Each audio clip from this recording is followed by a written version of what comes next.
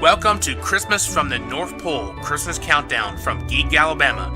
Join us every day during the Christmas season where we talk about stories from the North Pole and Santa Claus.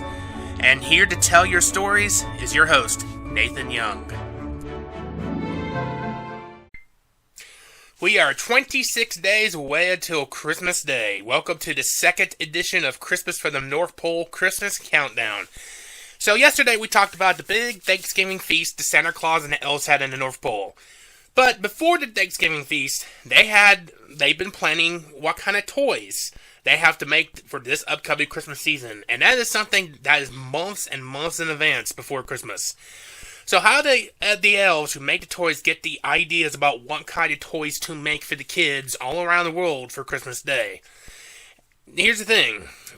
The elves, Santa Claus, the North Pole, they know the toy companies all around the world.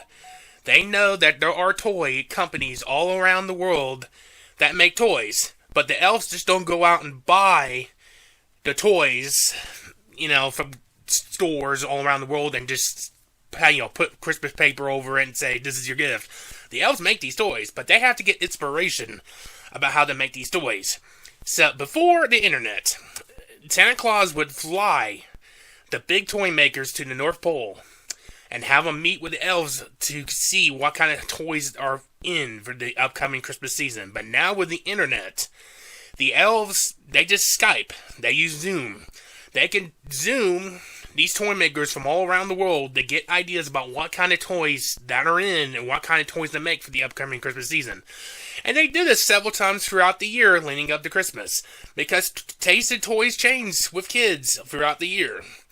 So, what's happening is the elves, they get inspiration from the toy makers, the big toy makers from the toys you see on the shelves of your local store, and they get inspiration from that, and they make their own toys every year leading up to the Christmas season. So, it's a very neat experience to see the elves make the toys and get ideas about how to make the toys leading up to every Christmas. And they do make a lot of toys. They gotta make billions of toys for the billions of kids around the world. Unless one kid is very, very naughty and they're gonna get coal for Christmas, which that is not the goal of Santa Claus and the elves.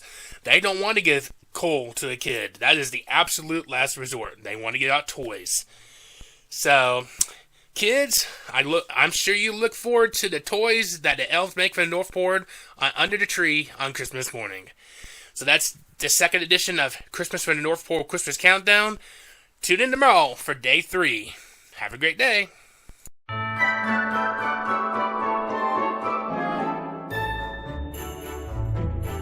Thank you for listening to Christmas from the North Pole Christmas Countdown. For more stories, articles, and podcasts, please log on to geekalabama.com.